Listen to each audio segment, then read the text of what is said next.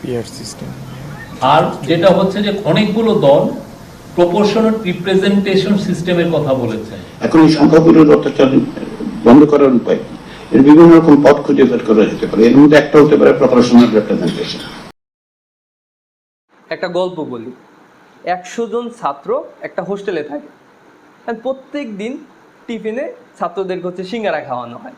তো এতে করে 80% বা 80 জন ছাত্রই বললো যে না, আমরা টিফিনে সিঙ্গারা খাবো না, আমরা অন্য কিছু খেতে চাই। কিন্তু 20 জন ছাত্র তারা সবসময় আসলে সিঙ্গারাই খেতে চায়। যাই হোক, তারপর হচ্ছে ওই 80 জন ছাত্র গিয়ে হোস্টেল সুপারভাইজারকে বললো যে আমরা প্রত্যেক দিন সিঙ্গারা খাবো না, আমাদেরকে টিফিন চেঞ্জ করে দেওয়া হোক। তখন হোস্টেল সুপারভাইজার যেটা করলো, একটা ভোটের অ্যারেঞ্জ করলো যে তোমরা কে কী খেতে চাও আমাকে জানাও। তো ওই 20 জন যারা সিঙ্গারা খেতে যায় তারা বললো যে আমরা সিঙ্গারা খাবো। এরপর হচ্ছে 18 জন তারা বললো যে আমরা ডালপুরি খাবো। হচ্ছে 16 জন তারা বললো যে আমরা পরোটা এবং সবজি খাবো। 13 জন তারা বললো আমরা রুটি এবং বুটের ডাল খাবো। তো এরকম এক একজন এক একটা বললো এবং দেখা গেলো দিন শেষে ওই সিঙ্গারাই জিতে গেল। এবং হোস্টেল সুপারভাইজার বললো যেহেতু সিঙ্গারা জিতছে তার মানে তোমাদেরকে প্রত্যেকদিন সিঙ্গারাই দেওয়া হবে। এবং এই গল্পটার মোরালটা ছিল এরকম যে আমাদেরকে ঐক্যবদ্ধ হতে হবে, অন্যথায় আমরা যেটা চাচ্ছি না ওইটাই আমাদেরকে শাসন করবে। কিন্তু ব্যাপারটা আসলে তা না। সমাধান হচ্ছে সিস্টেমের পরিবর্তন করতে হবে, ভোটের যে ধরন বা সিস্টেম ওইখানে পরিবর্তন আনতে হবে। আর একটা এক্সাম্পল এখানে আমি বলি। ধরেন বাংলাদেশে হচ্ছে 4টা প্রভিন্স আছে বা 4টা ডিভিশন আছে। এখন 4টা ডিভিশনে প্রত্যেকটা ডিভিশনে 3টা করে বড় দল তারা নির্বাচনে অংশগ্রহণ করলো। এর ভিতর এ দল হচ্ছে 40% ভোট পেল, বি দল হচ্ছে 30% ভোট পেল এবং সি দল হচ্ছে 30% ভোট পেল। এভাবে 4টা প্রভিন্সেই সবাই এ দল হচ্ছে 40% করে ভোট পেল আর অন্য 2 দল 60% করে ভোট পেল। তাহলে আমাদের বর্তমান যে system, first pass the post, মানে যে সর্বোচ্চ ভোট পাবে সেই হচ্ছে এমপি হবে। তাহলে দেখা গেল এ দলকে কিন্তু 60% মানুষ পছন্দ করে না, কিন্তু আলটিমেটলি পুরা 4টা যে ডিভিশন বা 4টা প্রভিন্স থেকে তারা হচ্ছে এমপি আসনটা পাচ্ছে এবং সংসদে একক সংখ্যাগরিষ্ঠতা পাচ্ছে। বাকি যে 60% ভোট বা 60% মানুষ যে তাদেরকে পছন্দ করেন এটার কোনো ভ্যালু নেই, মানে 60% ভোটই এখানে অপচয় হচ্ছে। তাহলে এখানে অবশ্যই অল্টারনেটিভ কোনো সিস্টেম থাকা দরকার যেটার মাধ্যমে আমরা এটা সমাধান করতে পারবো। আর এই সিস্টেমটা হচ্ছে প্রপোর্শনাল রিপ্রেজেন্টেশন সিস্টেম, যেটা ইউরোপের সহ পৃথিবীর ম্যাক্সিমাম কান্ট্রিতেই হচ্ছে এই প্রপোর্শনাল রিপ্রেজেন্টেশন সিস্টেমটা অ্যাপ্লিকেশন হয়।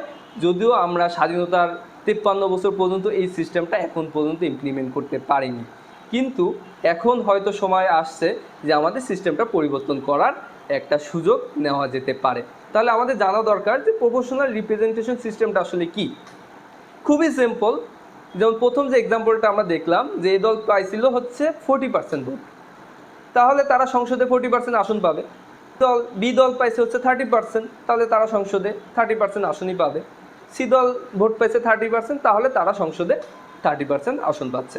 তাহলে সংসদে কিন্তু এ দল 100% আসন পাচ্ছে না বা একক সংখ্যাগরিষ্ঠতা পাচ্ছে না, এবং বাকি যে 60% এই ভোটটাও কিন্তু নষ্ট হচ্ছে না। এখন এই প্রপোর্শনাল রিপ্রেজেন্টেশন সিস্টেম আরও নির্বাচন করার ক্যাটাগরি বিভিন্ন ধরনের হয়, বিভিন্ন দেশে বিভিন্ন সিস্টেমে নির্বাচনটা করা হয়।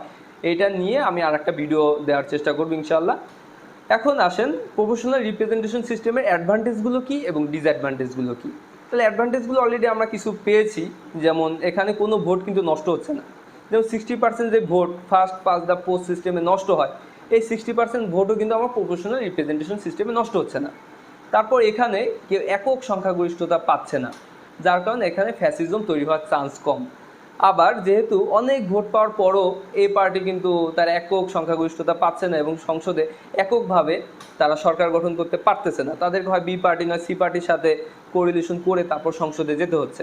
তার মানে তারা তাদের যে মতবাদ এটা এককভাবে জনগণের উপর চাপাতে পারবে না। এছাড়া এমপিরা সেখানে প্রকৃতভাবে জনগণের প্রতিনিধি হিসেবে কাজ করতে পারবে। আর এছাড়া এখানে এমপি বা মানুষ যে ভোট বা শো আপ করার যে একটা টেন্ডেন্সি আমরা দেখতে পারি বাংলাদেশে, পোস্টার, তারপর হচ্ছে দলকে শো করা, নমিনেশন নেওয়ার জন্য চেষ্টা করা, এইসব দৌড়ঝাঁপও এখানে কমে যাবে এবং আমরা একটা পরিচ্ছন্ন গণতন্ত্র এখান থেকে আমরা পেতে পারি। এখন যদি ডিসঅ্যাডভান্টেজের কথা বলে, এখানে যেটা হয় একটা হর্স ট্রেডিং এর একটা কালচার তৈরি হতে পারে। এ পার্টি তারা হচ্ছে বি পার্টির সাথে সি পার্টির সাথে যোগাযোগ করতে পারে সরকার গঠনের জন্য, তাহলে এখানে একটা দরদামে করার মতো একটা পরিস্থিতি তৈরি হবে।